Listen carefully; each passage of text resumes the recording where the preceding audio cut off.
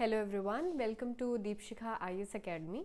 In our institute we have started a new initiative जिसमें हम जो भी रेलेवेंट बुक्स हैं, आपको पता ही होगा, जो कि यूपीएससी के लिए रेलेवेंट है, जैसे कि पॉलिटी के लिए लक्ष्मीकांत हो गया, हिस्ट्री के लिए यू हैव स्पेक्ट्रम, ज्योग्राफी के लिए you have NCERTs.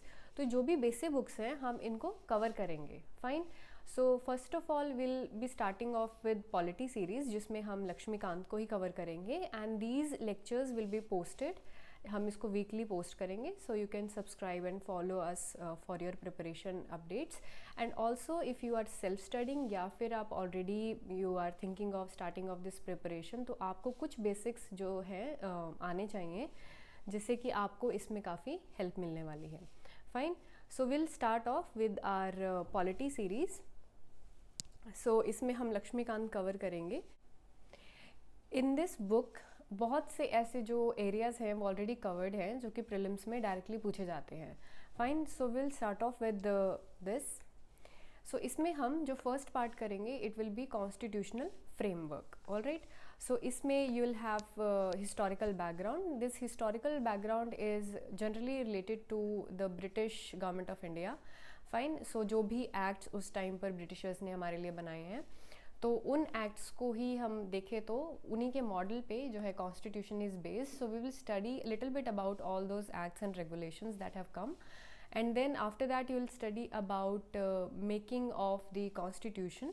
Making of the constitution में you have कि किस तरीके से जो है आपका constitution draft किया गया, who were the members of this drafting committee, और किस तरीके से constitution को initiate किया गया, and what are the sources of this constitution. Then you have the salient features of the constitution. It is a very important chapter. ये काफ़ी important है. It will tell you that how your constitution is different from any other constitution. For example, American constitution या फिर Britain का constitution, उससे हमारा constitution, what are those features which make it different from these. Fine. And then we'll study about the preamble. Preamble में you will study what were the ideals and aspirations, because it starts with we the people of India. Fine. So the people of India, what were the ideals? So in this you can say that this was the introduction. It has given, the preamble has given an introduction to the constitution, and we will study it also in depth, all the wordings that have been used, क्या उसमें कोई amendments हुए हैं या नहीं, we will study that. After that you have union and its territories. So it will mention the union, that is India, and you will have the states and the UTs and how their relationship is.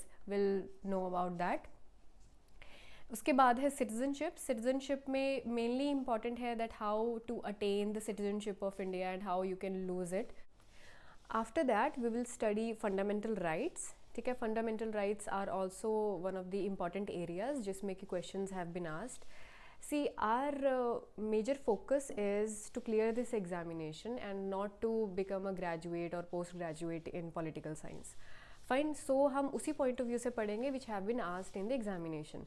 So fundamental rights, yes, they have been asked, and what are the areas, जो important areas हैं, कौन कौन से areas हैं, उनको हम इसमें देखेंगे. Then you have the directive principles of state policy, जिसको DPSPs भी कहते हैं in short form. So we'll understand that, and we also understand the relationship between fundamental rights and DPSPs. Then you have fundamental duties, amendment of the constitution, and you have basic structure of the constitution. This entire will be covered in the part 1, constitutional framework. So we will start with the historical background. So historical background में हम पढ़ने वाले हैं that how the Britishers they came to India and how it all started. So the Britishers they came to India in 1600. ठीक है, they came as traders. So एक trading company थी, that was the East India Company. It was given the rights to trade with the East. Fine. So ये company आती है and then it had several wars जो कि हम पढ़ेंगे in history. सो उसके बाद, उन वॉर्स के बाद, उसको 1765 में एक बहुत ही इंपॉर्टेंट राइट मिलता है, द दीवानी राइट्स. ठीक है, दीवानी राइट्स थे that the company was able to collect revenue and also administer justice. ठीक है, सो इससे क्या हुआ, if any company it gets the right to collect revenue around its area, it will become very rich and powerful. So British government को भी पता था that this company is becoming very very powerful, so they try to regulate the functions of this company in India. So to regulate those functions, they made they made regulating acts. So from 1773 to 1853 they had regulating acts. The first act था 1773 का, उसके बाद आता है Pitt's India act which was of 1784, and उसके बाद एक था charter act of 1833 and also charter act of 1853. So after 1853, so this was all about the company rule. ठीक है, company rule था till 1853. After that you had the 1858 act. देखिए 1858 के पहले जो था 1857 in which a revolt has happened, a revolt of 1857. So उसके बाद जो है British government it ends the rule of the East India Company and उसके बाद वो सारी authority अपने हाथ में लेती है. So now the Government of India Act was passed and the British Parliament or you can say the British Crown assumed the direct responsibility for the governance of India.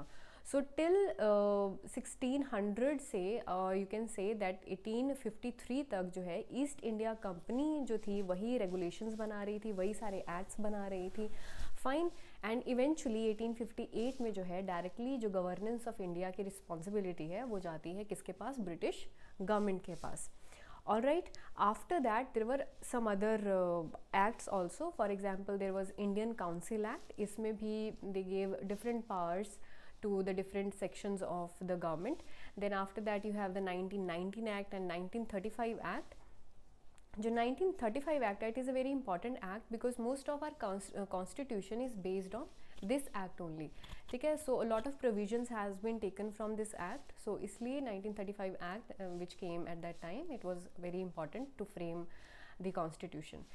Then after that in 1946 there is a constitution of the Constituent Assembly. Constituent Assembly क्या थी? Which will make the constitution. Fine. It was formed at that time and then they made the constitution. And in 1947 there was another act, Indian Independence Act. So this was the these were all the acts जिन्होंने finally हमारे constitution and how it should be framed और कहाँ से किस तरीके से उसको refinement दिया, एक framework दिया. So this was all about how it had actually gotten the shape that it has now. Fine. So this was the historical background. So we'll start off with the first act, the Regulating Act of 1773. Which was this act? East India company जो है बहुत powerful हो गई है. Fine. British government अब क्या है? East India Company को कंट्रोल करना चाहती है. So it is starting off with this regulating act of 1773. Now you may think that why we are studying these act. देखिए इन एक्ट्स को डायरेक्टली प्रीलिम्स में पूछा गया है that this was mention in which act. क्या ये provision उस एक्ट में था या नहीं था? चाहे उसको आप हिस्ट्री का क्वेश्चन मानो या उसको एक पॉलिटी का क्वेश्चन मानो, but these acts are important. So इसलिए you should know about them. Fine. So regulating act में क्या था? First of all the governor general of Bengal was called as the governor of Bengal was designated as the governor general of Bengal. See, उस time पर 3 presidencies थी, Bengal presidency, Bombay and Madras. Fine. So उसमें से जो एक प्रेसिडेंसी थी जो कि बंगाल की प्रेसिडेंसी थी उसको थोड़ा एक ज़्यादा बड़ा बना दिया गया. फाइन. उसके गवर्नर को क्या बना दिया गया? Governor general. फाइन. सो इससे क्या हुआ? सो इससे जो हमारी बॉम्बे एंड मद्रास की प्रेसिडेंसीज थी उस टाइम पर they were becoming subordinate to this governor general of Bengal. ठीक है. So governor general of Bengal को इनके सुपीरियर बना दिया गया. Fine. And who was the first governor general of Bengal? It was Warren Hastings. Fine. And उनको प्रोवाइड किया गया executive council of 4 members to assist him. So this was the first act, that is the regulating act of 1773. Now इसकी constitutional importance क्या है? Why we are studying this? See, it was the first step taken by the British government to control and regulate the affairs of East India Company in India. ठीक है. It was the first ever step and also it recognized for the first time the political and administrative functions of the company. It laid the foundation of central administration in India. ठीक है. Central administration कैसे? Now अब जो Bombay and Madras है ये सब अलग अलग ही रूल कर रहे थे. फाइन. नाउ बंगाल को एक सेंटर बना दिया गया and now Bombay and Madras have come under Bengal. So इस तरीके से उस टाइम पर जितनी प्रेसिडेंसी ब्रिटिश इंडिया जो कंपनी थी उसके पास थी उन सबको सेंट्रलाइज किया गया एंड बंगाल को उसका अथॉरिटी दिया गया. Fine. After that there was establishment of supreme court in Calcutta, ठीक है, इसको 1774 में एस्टैब्लिश किया गया. And also the servants of the company were prohibited from any trade, ठीक है, कि वो जो नेटिव्स थे उनके साथ कोई ट्रेड नहीं करेंगे, ब्राइब्स नहीं लेंगे. Then there is also a court of directors, ठीक है, जैसे किसी भी कंपनी का कोई बोर्ड होता है, इसी तरीके से ईस्ट इंडिया कंपनी का भी कोर्ट ऑफ डायरेक्टर्स थे. सो उनको भी बोला गया that you will report all the revenue, civil and military affairs, जो भी आपके ये रेवेन्यू, सिविल जो भी अफेयर्स हैं इन इंडिया में, ये आप ब्रिटिश गवर्नमेंट को रिपोर्ट करोगे, so that they can know कि कितना उनके पास इनकम जनरेट हो रहा है, कितना उनके पास क्या है. Fine. So this was the first ever act that was created to regulate the East India Company. All right. Next, we will study about the Pitt's India Act. ठीक है, वो 1784 में आता है. इसमें क्या था, जो कंपनी के कमर्शियल एंड पॉलिटिकल फंक्शंस थे, ठीक है, वो एक कंपनी है, वो एक ट्रेडिंग कंपनी है, ऑब्वियसली उसके कमर्शियल इंटरेस्ट थे इंडिया में, बट वो रेवेन्यू भी कलेक्ट कर रही थी. तो revenue collection is a political function, ठीक है, and to trade is a commercial function. जो पिट्स इंडिया एक्ट था उसने इन दोनों फंक्शंस को डिफ्रेंशिएट किया. How they did that, they allowed the court of directors to manage the commercial affairs. जो court of directors की हमने अभी पिछले उसमें बात करी है, उनको बोला that you manage the commercial affairs, and they created a new body that was the board of control. ठीक है, who created the new body, ये सब ब्रिटिश गवर्नमेंट कर रही है. Fine. They created a new body that was the board of control to manage the political affairs. ये board of control जो है ये आपके पोलिटिकल अफेयर्स को देखेगा इस कंपनी के, and you will only manage the court of directors will only manage the commercial affairs. Alright. इससे क्या हुआ, it established a system of double government. Double government कैसे, कोर्ट ऑफ डायरेक्टर्स भी एक चीज़ को रेगुलेट कर रहे हैं एंड बोर्ड ऑफ कंट्रोल भी एक चीज़ को रेगुलेट कर रहा है. दो लोग हो गए हैं रेगुलेशन के लिए एक ही कंपनी के. It was a dual government in established in this act. Alright. And also it empowered the board of control to supervise the operations like the civil and military operations of the government. एक double government establish हुई, and also the board of control को क्या empower किया गया that they should supervise जो भी civil and military operations हैं वहाँ पर, and also the possessions that the company had in India they were called the British possessions of India. ठीक है, this was the first time that the companies territories were called the British possessions in India. ठीक है, and the British government was given the supreme control over the companies affairs and administration in India, क्योंकि एक board of control बन गया है जिससे British government directly जो east India company है उसके अफेयर्स क्या है इंडिया में उसको रेगुलेट कर पा रही है. All right. This was about the Pitt's India act of 1784. All right. उसके बाद आता है चार्टर एक्ट ऑफ 1833. ठीक है, इसको also it is also called as it was the final step towards centralization. ठीक है, कैसे, जो गवर्नर जनरल ऑफ बंगाल था he was made the governor general of India. ठीक है, उसको इंडिया का गवर्नर जनरल बना दिया गया. जो भी कंपनी के पोजेशंस थे इंडिया में उन सब की अथॉरिटी अब इस गवर्नर जनरल ऑफ इंडिया के हाथ में थी. ठीक है, he was vested with all the civil and military powers. Who was the first Governor General of India? It was Lord William Bentinck. The act created a government of India. ठीक है, it had the authority over the entire territorial area possessed by the British in India. ठीक है, एक government of India. We are talking about a final centralization. पहले तो governor general of Bengal ये सब बात हो रही थी, अब इंडिया बोला जाएगा हर चीज़ में, government of India, governor general of India. सारे एरियाज़ की अथॉरिटी जो थी अब गवर्नर जनरल ऑफ इंडिया के हाथ में थी. Fine. It also deprived the governors of Bombay and Madras of their legislative powers. Fine. Earlier जब हम पहले बात कर रहे थे उन एक्ट्स में रेगुलेटिंग एक्ट ऑफ जैसे 1773 था, उसमें क्या किया था कि बंगाल का जो गवर्नर जनरल था उसको एक सुपीरियर बना दिया था.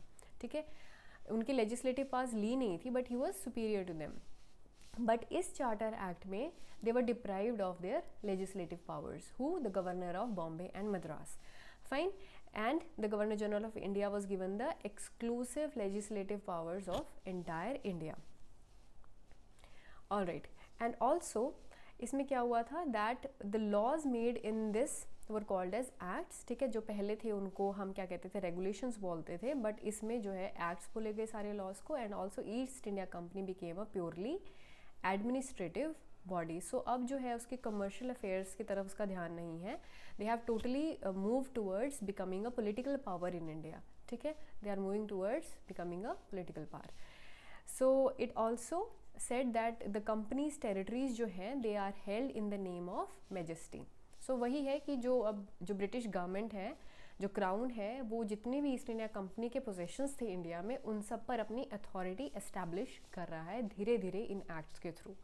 ऑलराइट, सो फाइनल एक्ट आया, that was 1853. Now we are moving towards the final act, that was Charter Act of 1853. What it did, it separated the legislative and executive function of the Governor General Council. So हमने starting में कहा था कि 1773 act में जो है कि governor general executive council बनाई गई थी 4 मेंबर्स की। फाइन, अब क्या किया है, इसमें उसी गवर्नर जनरल काउंसिल के 2 हिस्से कर दिए हैं। फाइन, एक तो लेजिस्लेटिव हो गया कि एक लॉज बनाएगी, एंड दूसरी जो है एग्जीक्यूटिव फंक्शंस को देखेगी।